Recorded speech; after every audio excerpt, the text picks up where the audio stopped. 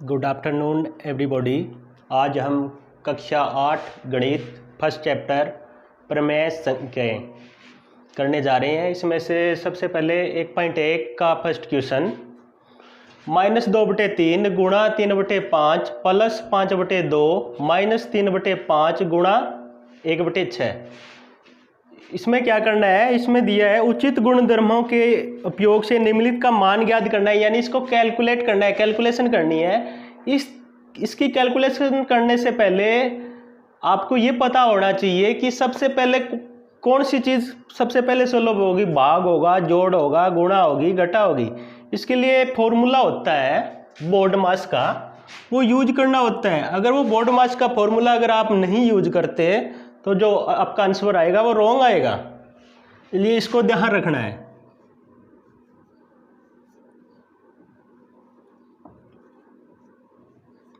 Board मास हिंदी में इसे बागु जोग भी कह सकते हैं।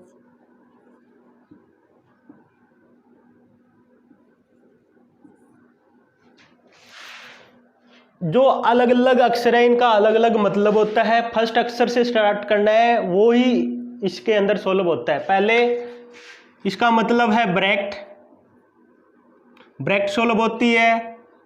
इसके बाद ओ का मतलब होता है ऑफ, हिंदी में बोलते हैं का।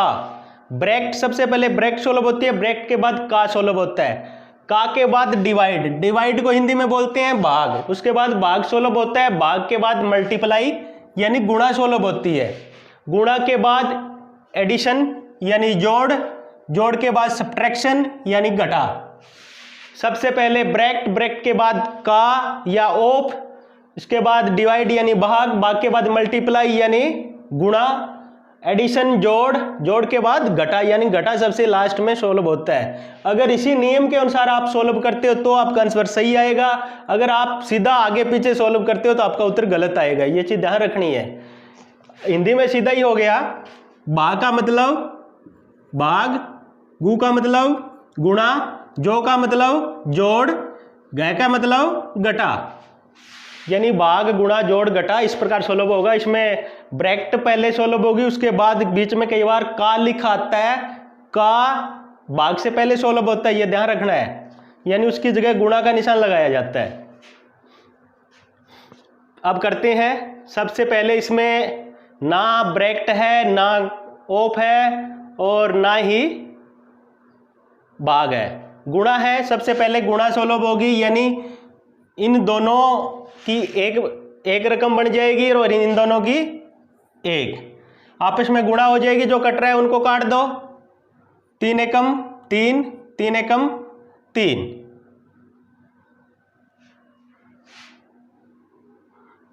3 एकम 3, 3 दूनी 6। अब बस इतना ही कटेगा, बाकी की गुणा कर एक रकम बन के लिखी जाएगी। -2 और -1 की गुणा क्या हो जाएगी?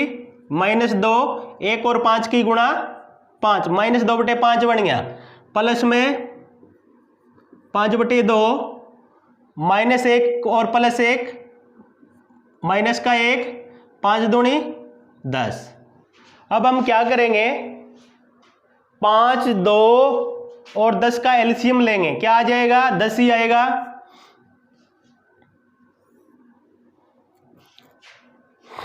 दस एलसीएम आ जाएगा। एलसीएम लेने के बाद क्या करेंगे, सबसे पहले जो नीचे लिखा होता है इसको इससे भाग दिया जाता है। 5 को 10 से भाग दोगे 2 आएगा, फिर ऊपर वाले से गुणा होती है, 2 को 2 से गुणा करोगे तो माइनस का 4 हो जाएगा। जो चिन्ह है वही लगाया जाता है बीच में। 10 को अब 2 से भाग दोगे 5 आएगा, 5 को 5 से गुणा करोगे 25 हो जाएगा। 10 को 10 से भाग दोगे 1 आएगा, 1 को 1 से गुणा करोगे 1 हो जाएगा।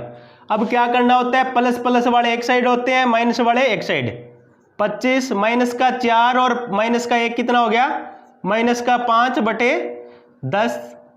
इसमें क्या होता है, ज्यादा में से कम को घटाना होता है, कम वाले का चिन्ह, यानी 25 में से -5 गए, प्लस के 20 बच जाएंगे बटे 10। क्या हो जाएगा? 10 एकम 10, 10 दूनी 20। आपका आंसर आ जाएगा 2। एक बार और देख लो इसको। सबसे पहले आपको बोर्ड मास के फॉर्मूले के आधार पर इसको सोल्व करना है। इसके अंदर भाग है नहीं तो गुणा सोल्व करेंगे। क्या किया, 3 एकम 3 3 एकम 3 काट के क्या हो गया, 2 और 1 की गुणा 2/5 बन गया। इसके बाद प्लस 5/2 माइनस 3 एकम 3 3 दूनी 6 1/10 हो गया। और फिर 5 2 और 10 का एलसीएम लिया, 10 आ गया। 10 को 5 से भाग दिया, 2 आ गया। 2 को 2 से गुणा किया, माइनस का निशान है, -4 आ गया।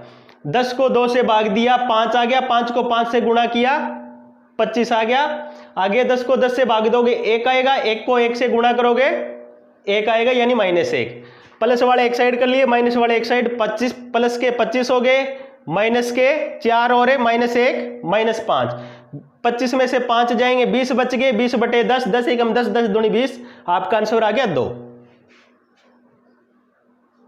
अब हम इसका, ये पहले का पहला पार्ट था, अब हम इसका दूसरा पार्ट कर रहे हैं।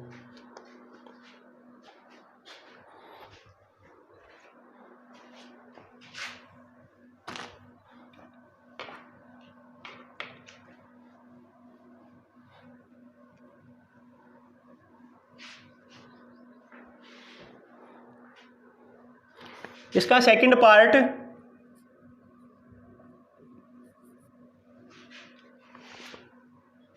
ऐसा क्वेश्चन परीक्षा में बहुत बार पूछा जाता है।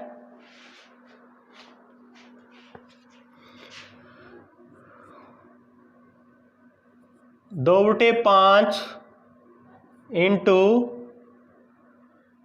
ब्रैकेट -3/7 ब्रैकेट -1/6 गुणा 3/2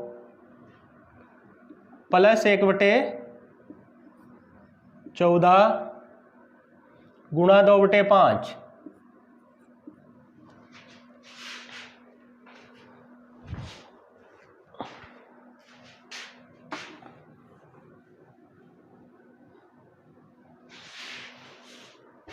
बोर्ड मास के फॉर्मूले के आधार पर ही इसी को सोल्व करना है। सबसे पहले इसके अंदर क्या है, ब्रैकेट है तो ब्रैकेट सोल्व होगी। ब्रैकेट के बाद भाग नहीं है, गुणा है, गुणा सोल्व होगी। गुणा के बाद जोड़ सोल्व होगा, जोड़ के बाद घटाव सोल्व होगा। सबसे पहले हम इस ब्रैकेट को खत्म करते हैं, स्टेप बाय स्टेप चलते हैं। 2/5 ये क्या हो जाएगा, ब्रैकेट इसके बाहर आ जाएगी, -3/7 -1/6 गुणा 3/2 प्लस 1/14 गुणा 2/5। अब इनसे 1 बनेगी, इन 2 से 1 बनेगी, इन 2 से 1 बनानी है कि गुणा है। जो कट रहा है वो काट दो, इसमें कुछ नहीं कट रहा है तो सीधी गुणा करके लिख दो। 2 3 6 प्लस माइनस का 6/35 हो जाएगा। आगे वाली में क्या है, 3 एकम 3 3 दूनी 6 यानी कट गया है। माइनस का 1/4 हो गया। इसमें क्या है, 2 एकम 2 7 दूनी 14 7 आ गया। ऊपर क्या आ जाएगा, प्लस 1/35। 35 4 और 35 का एलसीएम लेना है, कितना आ जाएगा 140।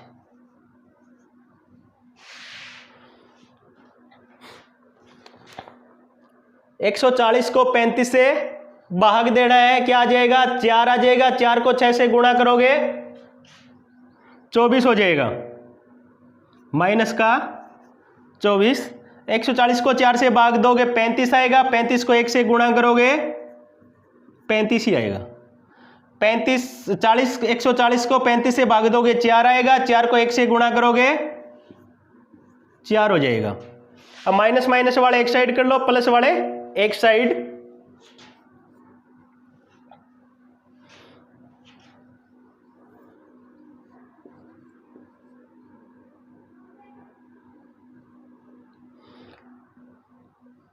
चौबीस और 35 हो गए 59, यानी माइनस के 59 प्लस के 4 क्या हो जाएगा, -59 में से प्लस के 4 जाएंगे माइनस के 55 बच जाएंगे बटे 140, जो कट रहा है इसको काटो, 5 से कटेगा, 11 5 55, 5 से काटोगे 5 दूनी 10 और 4 यानी 40 हो गया, 8 8 5 40, 8 आ जाएगा। आपका जो आंसर आ गया -11 बटे 28, ये आंसर है। इसमें आपको एक चीज और बता दें कि एलसीएम लेना कैसे, कई बच्चों को हो सकता है दिक्कत हो। आपको क्या करना है, ऐसे लिखना है इस एलसीएम के लिए, जो जितनी रकम है 35 4 35 को इस प्रकार लिखना है, 35 4 35। सबसे पहले 2 से स्टार्ट करना होता है। कई बच्चों को ये दिक्कत होती है कि एलसीएम लेना कैसे है, इसके लिए आपको बता देता हूं। सबसे पहले 35 4 और 35 को इस प्रकार लिखना होता है।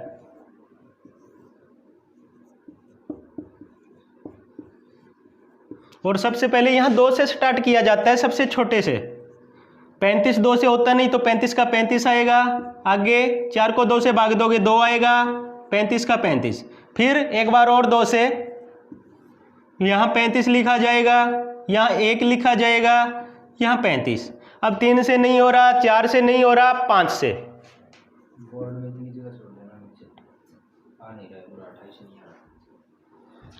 5 से 7 आ गया, 1 आ गया, 7 आ गया, यानी 35 को 5 से भाग दोगे तो 7 आएगा।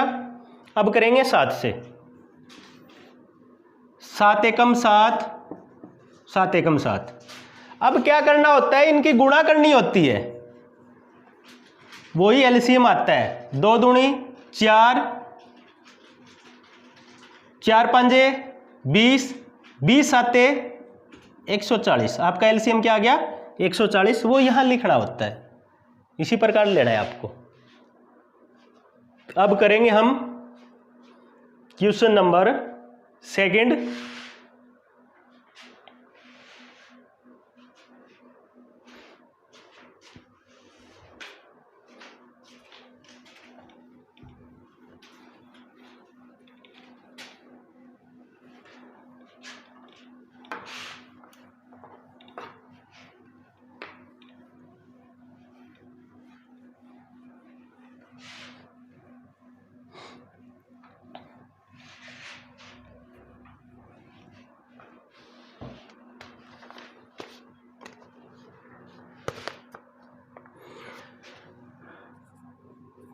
ध्यान से पढ़ना, सुनना। निम्नलिखित में से प्रत्येक के योज्य प्रतिलोम लिखिए। योज्य प्रतिलोम निकालना है। योज्य प्रतिलोम के लिए एक आसान सा तरीका होता है, उसको बाहर माइनस से गुणा करना होता है और कुछ नहीं करना होता।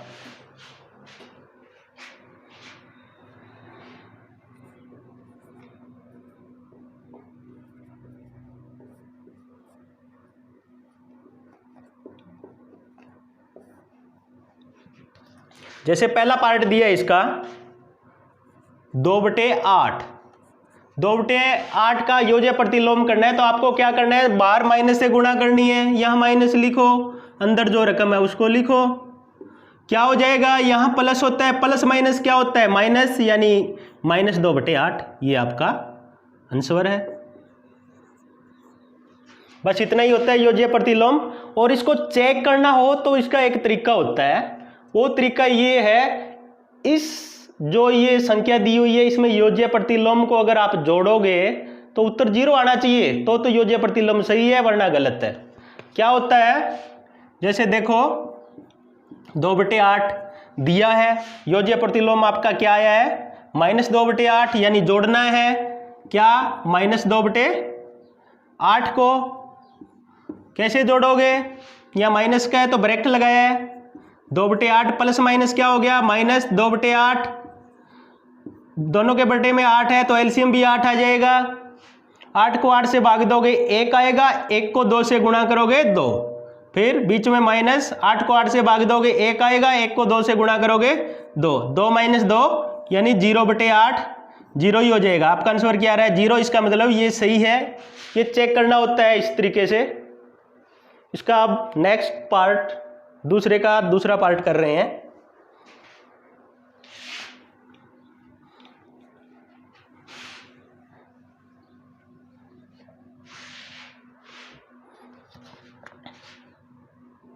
दूसरे पार्ट में क्या दे रखा है?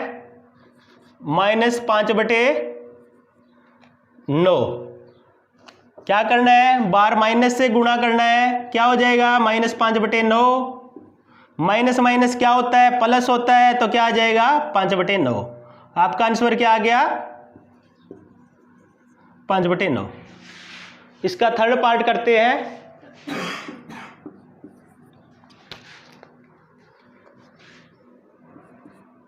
-6/-5। क्या करेंगे? पहले इसके माइनस काट ही लो, माइनस से माइनस कैंसिल हो जाएगा। क्या बन गया? 6/5। फिर क्या हो जाएगा? योज्य प्रतिलोम करोगे तो बाहर माइनस से गुणा, 6/5 माइनस प्लस क्या हो जाएगा? माइनस, यानी 6/5 आपका आंसर आ गया।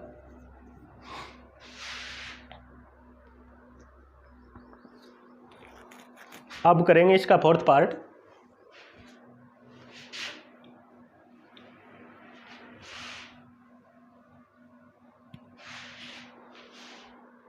फोर्थ और फिफ्थ दो बचे हैं, ये करवा देंगे अभी।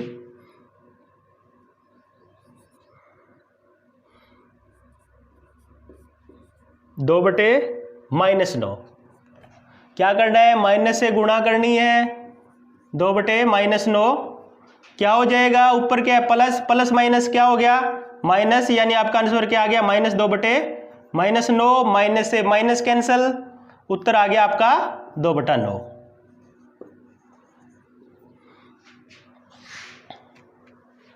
इसका पांचवा पार्ट,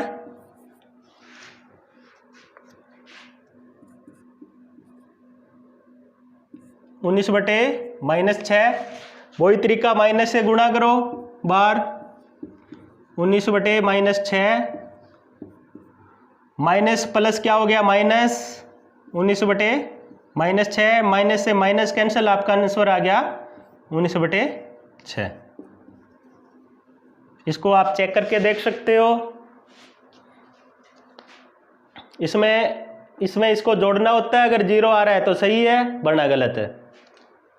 बस आज के लिए इतना ही। बाकी जो बचे हुए सवाल है हम कल करेंगे। आपको ये 2 क्वेश्चन अपनी मैथ की नोटबुक में हल करने हैं। Thank you.